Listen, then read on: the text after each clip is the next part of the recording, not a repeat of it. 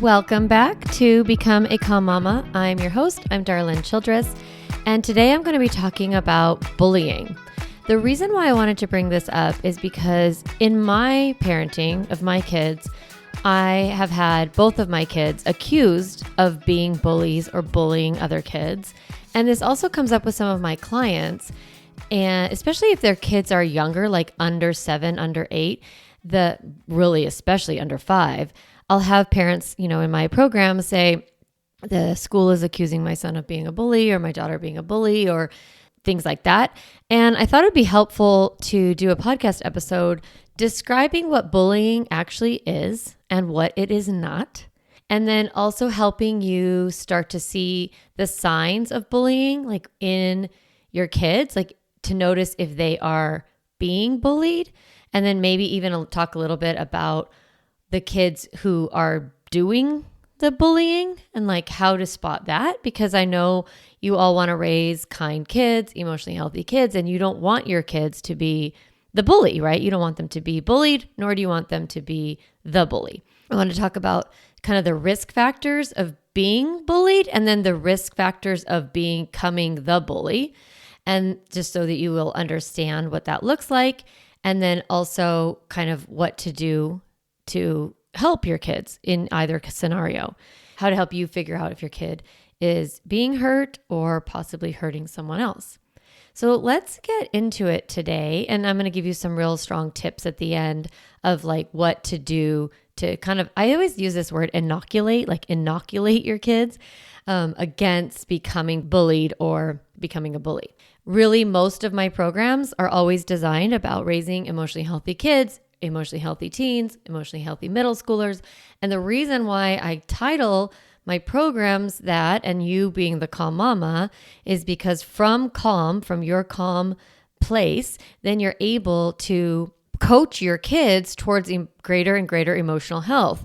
When you feel good about yourself and you can see the impact your behavior has on others, you're much less likely to bully. So that's why if you follow this podcast or if you're in my programs, we're already doing the inoculation, right? We're already kind of boosting our kids from the inside out and helping them get to the point where they don't really need to like fall into these traps of being bullied or bullying.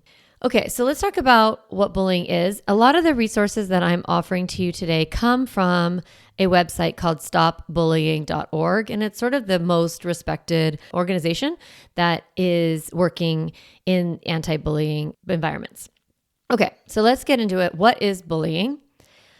Bullying is unwanted and aggressive behavior among school-age children and middle schoolers and teenagers as well, that involves a real or perceived power imbalance. Okay, so I want to talk about these two factors of three factors, the behavior being unwanted, right? So it's not like in a friendship, it's an actual imbalance of power where the one kid is being powered over by another kid and they don't want that attention from them. So, and then there's an imbalance of power, and then there's repetition. The unwanted is obvious, right? Like the kid's like, I don't like this. Don't do this to me. I don't want you to talk to me like that. Don't make fun of me. Don't make those comments, right? Anything that you don't want, any kind of aggressive behavior that you're not participating in, you don't want it, then that means, it's a type of bullying. The other factor that's really important is this imbalance of power. That could be a physical strength. It could be having access to embarrassing information. It could be having a stronger social group, and that you use that imbalance of power to control someone else or to harm that person.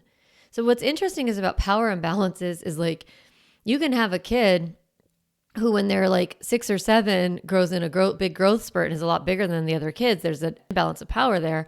But as they grow, that imbalance power could change. Another kid could hit a growth spurt, right? Or post-puberty, another kid can be like, well, you used to be the smallest kid, now you're huge, right? Or maybe the balance of power changes because you change schools or different things like that. So it's not permanent, and it's not always and the same. That one kid always has the imbalance of power in that one circumstance. It could be that maybe in their community, like they're outside a school community or in their sports community or in their Boy Scout community or Girl Scout community or something like that. In those environments, maybe they have less or more power, but then at school it's reversed. So it doesn't always have to be kind of constant. Imbalance of power, and then we have repetition. So it happens more than once, or it has the potential to happen more than once because of the vulnerability of the other person. Bullying really is this behavior that person receives that they don't want. It's attention that they're not seeking. The behavior is aggressive in nature. It does create harm. There's an imbalance of power, and it's repetitive. So these aren't one-off situations. They can be if you catch it, really fast. You're like, whoa, this is a potential to keep happening. We need to do something to change the circumstance here for the kid. For the most part, bullying happens in that repetitive. So it's not one-off. There's 3 types of bullying, and then there's also cyberbullying. So there's really 4 types, I guess. We're going to talk about verbal bullying, social bullying, physical bullying, and then cyberbullying. So I'm not going to go too deep into them because they're pretty obvious what they are. But verbal bullying is saying or writing mean things. So that definitely happens as part of cyberbullying, right? There's the words are being said, like teasing, but it's repetitive. So teasing by itself is not necessarily bullying if there's an imbalance of power, if it's unwanted, and if it is repetitive. Name calling, inappropriate sexual comments, taunting, threatening to cause harm, those are all types of verbal. Social bullying, sometimes thought of as relational bullying, and it involves hurting someone's reputation or their relationships. So that can be continuously leaving one kid out on purpose, telling other children not to be friends with someone, spreading rumors about them, embarrassing them in public. So drawing attention to maybe a way that they're different from the group, and you're pointing that out in that group setting. That is social bullying. And then physical bullying is when it involves hurting a person's body or their things. So hitting, kicking, punching, pinching, spitting, tripping, pushing, taking or breaking someone's things, making mean or rude hand gestures, right? So using your body against someone.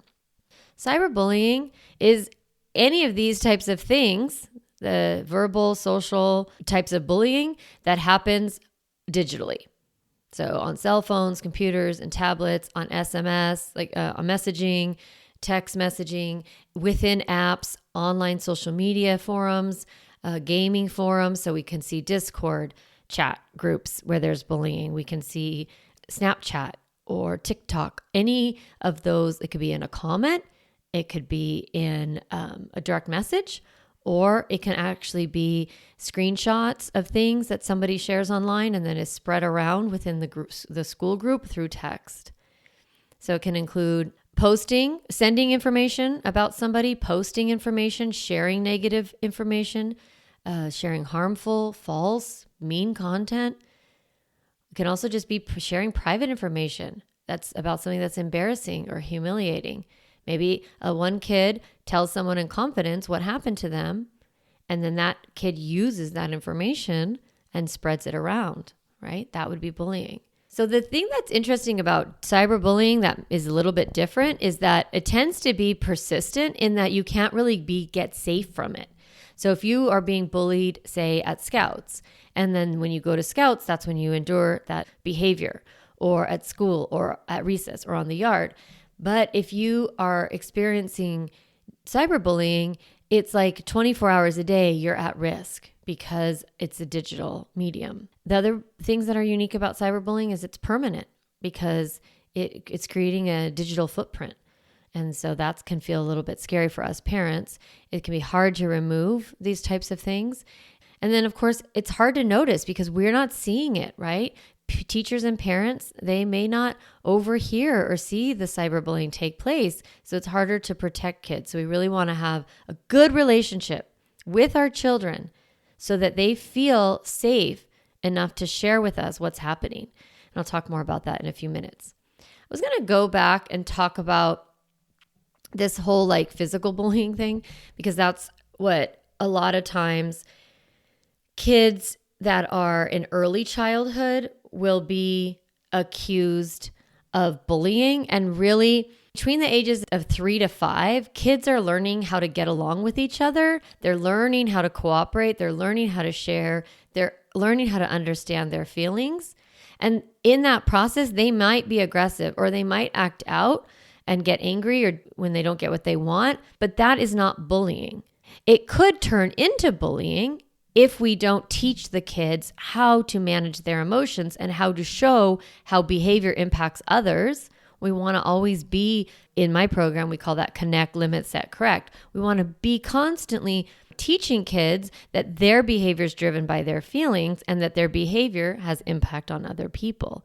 So we want to see it ages 3, 4, 5, 6, and be teaching those skills so that we prevent a kid becoming a bully.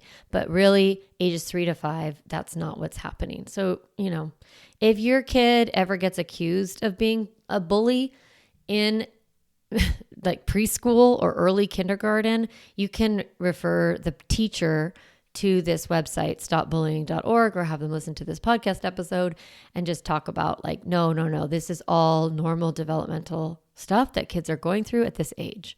Do we want to ignore the behavior? No, not at all.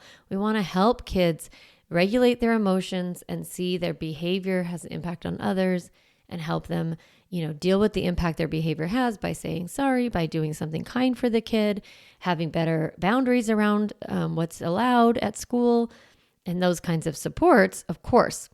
But we don't want to start labeling kids with bullying behavior in, preschool and young kindergarten. Okay. Sometimes we like to think about, what's happening in a bullying situation. I read this book once called The Bully, the Bullied, and the Bystander. And I love that book because I think it's really helpful to understand that you have the kid who is doing the bullying, you have the kid who's experiencing the bullying, and then you also have the bystanders. I keep on saying standers.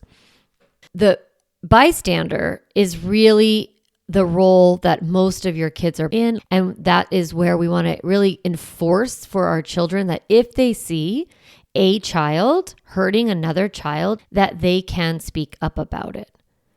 But those are sort of the roles that we see in a bullying circle.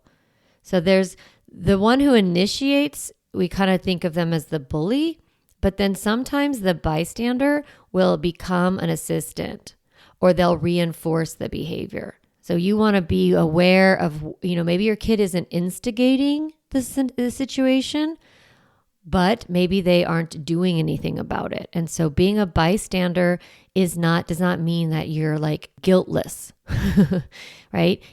We all have the responsibility to stand up for the kid or the person who's being bullied. So we don't want to label kids.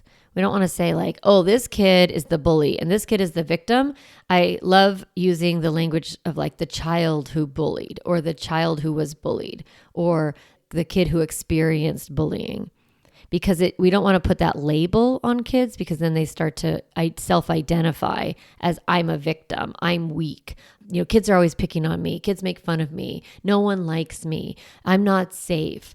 That's not a narrative we really want kids to be building an experience around. It's not safe for them and it's not good for their self-concept. Just like for the bully, quote unquote, right? We don't want them to go, oh, I'm mean. I'm always in trouble. The teachers don't like me. I'm not smart, right? We don't want them to create a label for themselves around that. So we're just going to refer to them as a kid who did some bullying, a kid who does bully sometimes, or the child who experiences bullying or was bullied. Does that make sense? I hope so. Okay.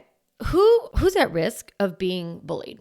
Generally, unfortunately, kids who seem different from their peers are a bit at risk, right? If they don't look physically the same as most of the other kids, like, wearing glasses or whatever that is, like the way they look, or being new to a school. Like if you're just new, you're kind of set up that way.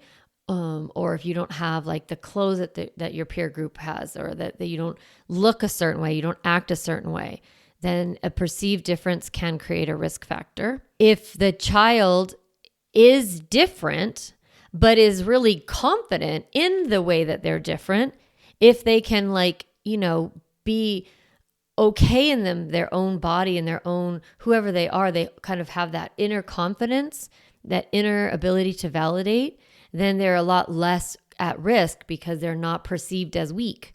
They're not perceived as unable to defend themselves. So it's not just being different that makes you a risk factor.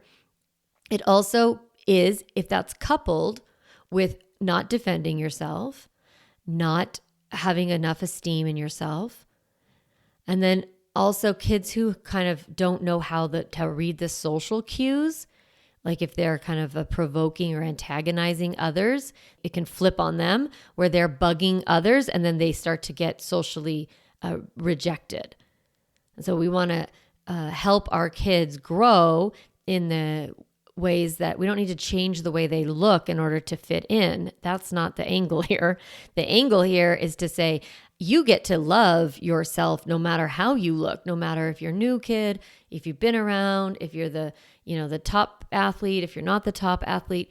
If your child feels good about who they are and how they show up in the world, they will automatically it's almost like a shield against being bullied. As well as if they are experiencing some teasing, some taunting, some unwanted imbalance of power, aggressive behavior, when the kid who is experiencing bullying stands up for themselves, defends themselves, it actually kind of shuts the behavior down.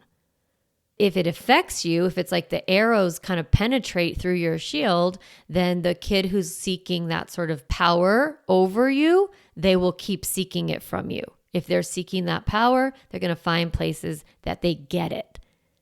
But if your kid is not giving them that power, they're not going to get it. That's going to be like an empty, don't try that kid anymore because that doesn't work. So we have these children who are at risk of being bullied. It's kids who are a little different from their peer group or have social struggles and also don't know how to defend themselves, don't know how to, feel good about themselves.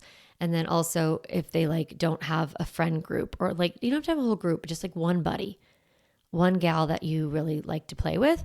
If you have that in any setting, typically as at risk. So who does this bullying? Typically, there's two types of kids who are more likely to bully.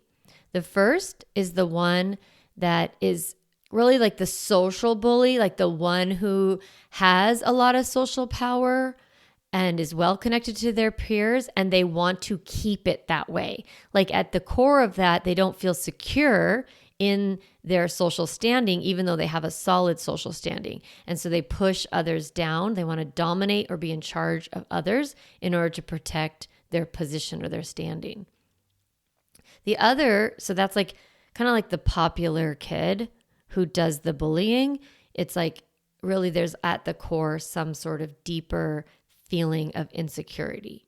That can be hard to read for sure, but that's sort of when we see that, it's oh, okay, maybe you're not really feeling secure in yourself and your power over others in order to feel comfortable within yourself.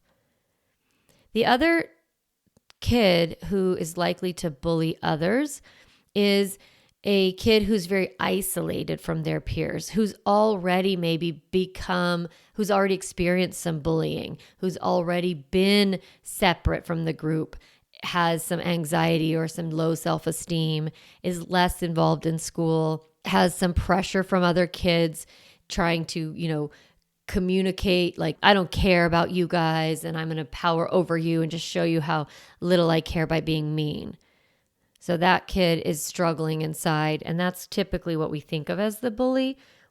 We don't look at the kid who's got a lot of social success. That is a lot of hidden bullying happening because you go, well, that's the nice kid. Why would that kid ever act like that? but the kid who's sort of already on the outside often gets accused. What we are looking for when you're trying to figure out if your kid is doing some bullying, some of the factors that we see is that they are aggressive or easily frustrated, and that might trickle down into their relationships with their peers. They may take that anger and dump it onto another kid. That is why emotional regulation, teaching those skills is so important, because if you don't know what to do with your feelings, you can either dump them on someone else or dump them inside, dump them on you. And that leads to poor self-esteem, poor self-concept. We're really looking for the kids who don't know how to manage their big feelings in those elementary, middle, and high school years, and seeing, the reason for this bullying behavior is really more of an emotional regulation issue and self-esteem problem.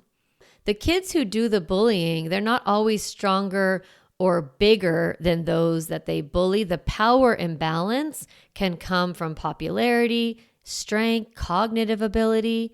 So we are looking to see the kids who are struggling with their emotional regulation. They put down other kids. They don't follow the rules. They don't think the rules apply to them.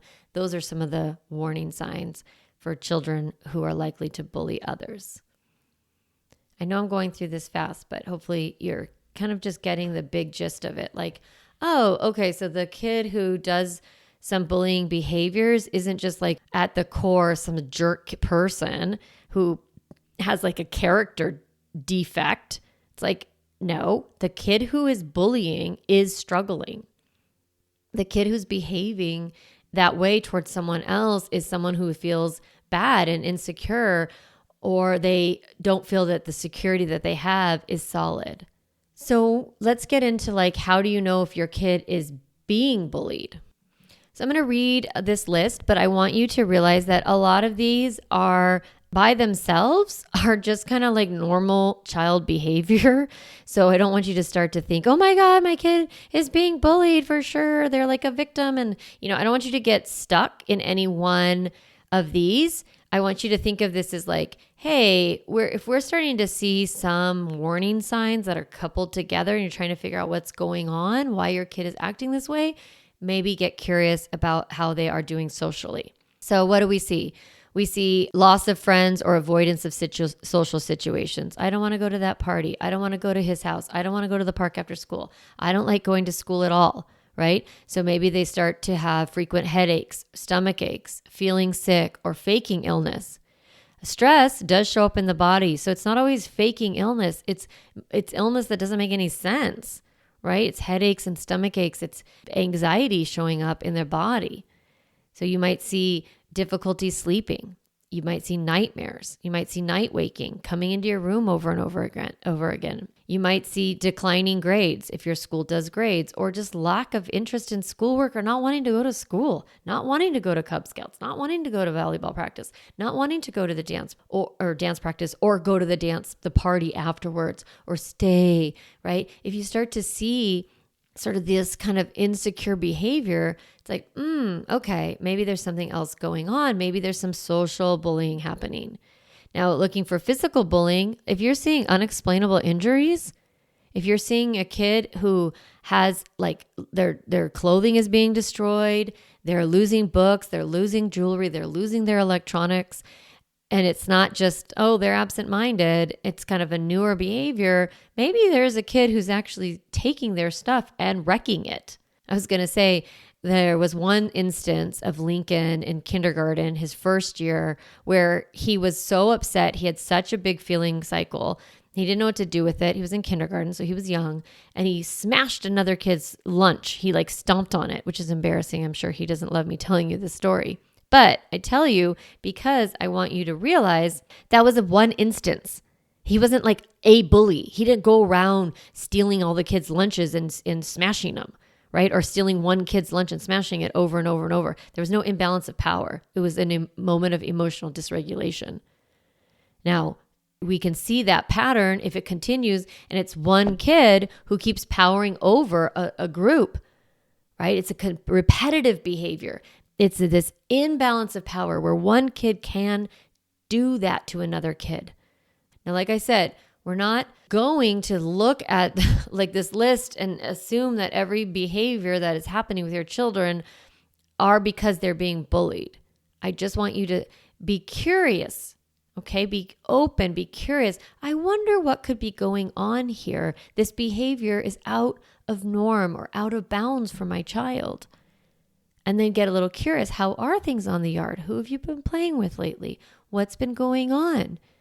I noticed your lunch, you're coming home really hungry, but yet your lunch is all gone. Are you the only one eating it, or what's going on? So we're looking for, that kind of those signs. So we're looking for different signs in our kids to see if what is happening doesn't seem like in your intuition, in your mother instinct or your parenting instinct. If you're like, something seems off here, then get curious. So now let's get into what we can do if our kids, if we suspect they're either bullying someone else or they're being bullied. Now, let me tell you, in a perfect world, our kids would just say to us, Mom, this kid is being mean. Or, Mom, I feel very insecure and I'm doing a lot of power over others. Okay. Maybe the kid who's being bullied might talk about it, but a lot of times they still don't because they want to be able to handle it, right? They want to feel that control. They don't want to be perceived as weak. They don't want to tattletale because it kind of gives them more reason to think that they deserve to be bullied in the first place. So they don't want to talk about it because they feel helpless. They are looking for power within themselves and they don't have it. So they don't want to talk about it because they don't know. They don't want to weaken their position, if that makes sense. They also might fear, like, if I tell, then my mom's going to come to the school and the kid's going to find out and it's going to get worse, right? They feel worried that the kid who's been bullying them will retaliate. And then, so they might feel helpless, they might feel scared, or they might just be humiliated. Kids may not want the adults to know what is being said about them, especially middle school. There's so much bullying in middle school. There's so much social bullying in middle school. And there's rumors all the time. And it can be really embarrassing to say, oh, there's a rumor going around that I had sex with so-and-so. And I don't, the kids like, I don't want you to think that I would have sex. Like, it's so embarrassing. Kids are so embarrassed. They don't want to talk about sex at all, especially with their parent, especially like sex they're being accused of. Like, it's all so awkward, right? So they don't want to talk about it. They also fear that you'll look at them differently if you find out. If you'll look at them as if there's something wrong with them. The kids don't ask for help because they don't want their parent to reject them, nor do they want their peers to reject them. Other kids don't always feel like they can help a kid being bullied. And so if they tell their friends and their friends don't do anything about it or don't feel like they can, the friend might not be supportive. They might kind of abandon that friendship in order to protect themselves. They're like, oh, I don't want to be associated with that. So that's the fear that kids have. They're going to be rejected by their peers. That does happen sometimes, but for the most part, real good friends are kind and loving, right? They stay supportive to their friend. The last reason kids don't talk about about bullying is because they already feel like they're outsiders and they already feel alone. And so they might not feel like even if they tell, nobody's going to help them. It becomes this vicious cycle where it's like, if I tell, it will get worse. And then it continues to get worse. And then they say, see, I need to be handling this by myself, but I can't. And that means I'm, not strong. They don't realize that it's not their fault. It's not because they're actually weak. It's because of the other kids' insecurity. And so we want to help our kids understand that that bullying happens. We need to be really honest about it. We need to have very, very frank conversations about how bullying is true, right? So we want to start talking about, hey, bullying happens. So we're going to start with that. We're going to start like with talking about, hey, well, you might see bullying. You might notice it. And you, as the person who sees it, you can do something about that. And so you want to give them some tools of what they can do if they are seeing a kid be mean to another kid. So what are some of the things the bystander can do? They can go right over next to the person who's being bullied, stand next to them, say something like, oh, I've been looking for you. Come over with me. Come with me. The child, your child, you can empower them to protect others from being bullied. And that's the beginning of the conversation of, hey, so bullying happens. And if you see it, here's what you can do. You can go over and say, oh, hey, I've been looking for you. Come play with me. Or the teacher sent me to find you. Come with me. So we want to just go with the kid who's being bullied and just kind of remove them from the danger. Get help. Getting other kids on your side by waving over to them, by saying, hey, come over here. We need your help. And then the group of you say, you're being mean. We don't like this. And then walk away. So you can tell your child, listen, you don't have to stand up to it alone. Go get some other friends and say, come over here, come help me. So-and-so's being mean. They can actually intervene right there if they see somebody. And then also, of course, they can always go tell a teacher or come get you. And that is fine. So that's a great place to talk about bullying so that you're not saying to your kid, don't be the bully and don't be bullied. Instead, you're saying bullying happens sometimes. And if you see it, here's what you can do about it. Let them know that this happens. Then, as you kind of move forward in your conversations, you can talk to them about what would happen if you were the one being bullied.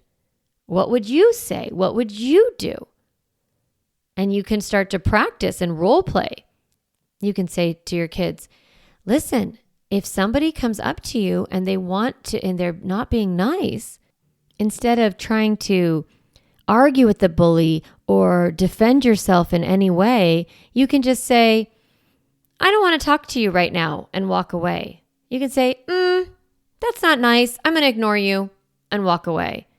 You can say, I have something else to do, and run away. Not engaging, not showing emotion is the best way, because the person who is bullying, what they're looking for is a reaction. They're looking for a charged, big feelings. They're looking for either, crying or anger or lashing out, and it kind of fuels the situation. So being neutral, being like a duck with water just kind of flowing right off of its back, that's how you want your kids to handle it. So you're going to have your kids practice staying calm, looking you in the eye and saying, I don't like that. I'm walking away. Or that's not nice, and walking away. Or, I'm going to ignore what you just said and walk away. So you can practice that. The other things you want to do, so it's in general teaching your children that they can be assertive. So the first one, we're practicing witnessing bullying. The second, we're practicing being bullied. And then the third, we're teaching our children that they can stand up for themselves, that they don't have to just always be nice, right? So we can teach our kids to say, hey, stop that. Or hands off my body. Don't touch me. It's not okay to hurt people. I don't like being called by that. I want you to call me by my name. Don't call me that name. Or it's my turn now. We want our kids to have agency. We want them to have to be self-assertive. So we want our kids to be able to have that internal compass, that internal confidence. So because bullies, the kids who bully, they prey on kids who are perceived to be vulnerable. So we want to give our kids a lot of social skills, and we want to practice that. So we're going to role play. Hey, when you are in a group and everyone's playing handball and you want to play too, how can you join? What's the best way? How do you ask? It feels silly, but kids actually do really appreciate being coached a little bit socially. Meet some new kids at this party. How do you want to introduce yourself? What would you want to say? or, oh, you really want to invite Jacob to your house, or you want to invite Monroe to play date? Let's practice it. How will you say it? Do you want to say, Monroe, would you like to come to my house on a play date? So we want our kids to feel like they have basic social skills and that they're confident in their peers. Because the vulnerability socially is really what puts our kids at risk of being bullied. All right. So there was a lot in this episode. I talked to you about sort of what is bullying, what it's not, what are the signs, or who's likely to bully and why, and then why some kids are more at risk of being bullied, why some kids are more at risk of being the bully, and then how to kind of prevent that from happening. In general, I just want you to think about how important it is for kids to have a positive self-concept. And I've talked about that on this podcast a bunch. It's like what self-concept is the collection of thoughts I have about myself. Your kids, the thoughts that they have about themselves are the thoughts that you give them to think about themselves. So really thinking about, how do you think about your kid? Do you think they're a jerk? Do you think they're mean? Do you think that they're a big problem? Do you think that they're awkward and socially weird and whatever? It's okay, but we want to clear out some of those negative thoughts about our kids and make space for what are the best thoughts that we can have our kids think about themselves. I am strong. I am capable. People like me. I fit. I belong. I know how to make friends. I'm not a problem. Like positive thoughts. So work on that for yourself and pass those to your kids. Now, if you do suspect your kid is being bullied, then you want to go to the supervising adults in the circumstances that your child is being bullied in. So if that's at school or on the playground or at, an enrichment activity, dance or sports or something like that, go to the coach, go to the dance instructor, go to the principal, go to your teacher, talk about it and talk about how you can protect your child and separate them from the other kid until everybody is safe. All right. If you have any questions about bullying, again, stopbullying.org is an amazing resource, has tons and tons of resources available for you to go deeper. Or you can reach out to me. I'm taking consults right now. So it's 20-minute complimentary consultation with me. We get to talk about your kid, what you're seeing, what you're struggling with, and I'll help you make a plan of what to do next. So that is available on my website. We'll put a link in the show notes. So in the meantime, I want you to just kind external parent talk, kept. That's the concept I love that I've been thinking about a lot lately, is how can I think kind thoughts about my child and how can I speak those into my child's life? That is the key to prevent bullying and a kid from being bullied. All right, mamas, I will see you next week. I hope you have a great week. Hey mama, if you enjoyed this podcast episode, I want to encourage you to do two things. The first is go to my website, calmmamacoaching.com, and get a copy of the Stop Yelling cheat sheet. You'll get a step-by-step breakdown of the most important tool I teach, which is the pause break. And you'll also get 40 ideas to reset your body and balance your nervous system so you don't have to yell at your kids. You can get a copy of that, again, at my website, calmmamacoaching.com/stop yelling. The other thing I'd love for you to do is go to Apple Podcasts and rate and review this podcast so that other moms can discover empowering and helpful, practical parenting strategies just like you did today. Thanks so much for listening to the podcast. It means a lot to be in your ear every week and to support you on your parenting journey.